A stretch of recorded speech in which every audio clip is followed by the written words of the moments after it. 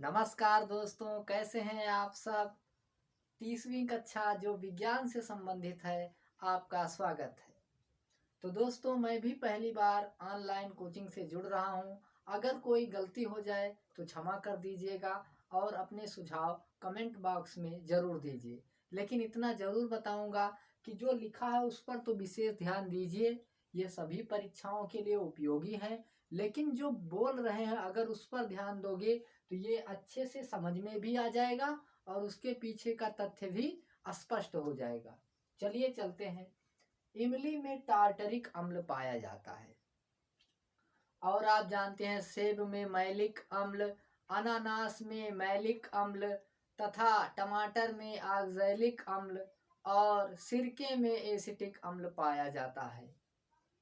C12H22O11 शर्करा का रासायनिक सूत्र है और आप जानते हैं शर्करा 3 प्रकार की होती हैं, मोनोसैकेराइड, डाइसैकेराइड और पॉलीसैकेराइड।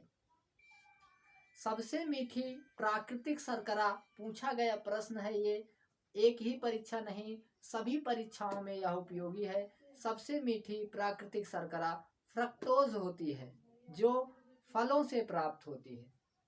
हीरा एवं ग्रेफाइट कार्बन के अपर रूप होते हैं। कार्बन के 2 प्रकार के अपर रूप होते हैं, क्रिस्टलीय अपर रूप और अक्रिस्टलीय अपर रूप।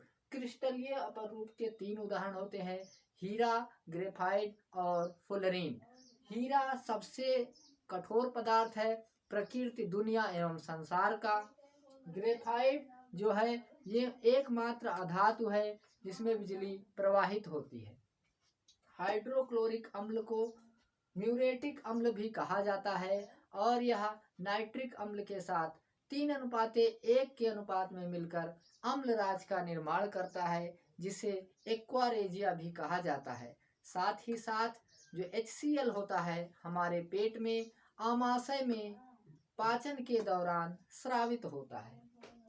CaOCl2 ब्लीचिंग पाउडर का रासायनिक सूत्र है जिसे विरंजक चूर्ण भी कहते हैं तथा यह जल के शोधन में उपयोग होता है और जब यह जल में डाला जाता है तो जल का दूधिया रंग हो जाता है और इसकी प्रयोगशाला जो विधि है बुझे हुए चूने पर क्लोरीन गैस प्रवाहित करने पर होती है। फिर से CaOCl2 की प्रयोगशाला विधि बुझे हुए चूने पर क्लोरीन गैस प्रवाहित करने पर विरंजक चूर्ण का एक अणु प्राप्त होता है। D2O को भारी जल भी कहा जाता है। यह हाइड्रोजन के 3 समस्थानिकों में से एक है। मेथेन दलदली स्थानों पर पाए जाने के कारण मेथेन को मार्स गैस कहा जाता है। प्राकृतिक गैस एवं बायोगैस में जो होती है वो मेथेन गैस सर्वाधिक मात्रा में पाई जाती है।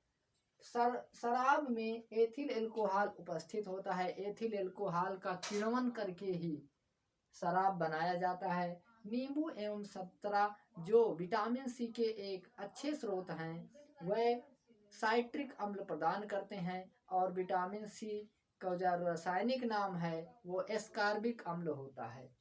ये रासायनिक परिवर्तन दिए हैं। कुछ पदार्थों में ऐसा परिवर्तन जिससे नया पदार्थ बन जाए तो उसे परिवर्तन कहा जाता है, लेकिन अगर वो उस नए पदार्थ से अगर पुराने पदार्थ तक पहुंचा जा सके तो उसे भौतिक परिवर्तन, नहीं तो अगर ना पहुंचा जाए तो उसे रासायनिक परिवर्तन कहा जाता है। जैसे मैग्नीशियम पत्ती का जलना, सबसे बढ़िया दूध से दही बनना। अब दूध से दही बन गया लेकिन दही से आप कभी भी दूध नहीं बना सकते, तो ऐसे प्रकार के परिवर्तन को रासायनिक परिवर्तन कहा जाता है।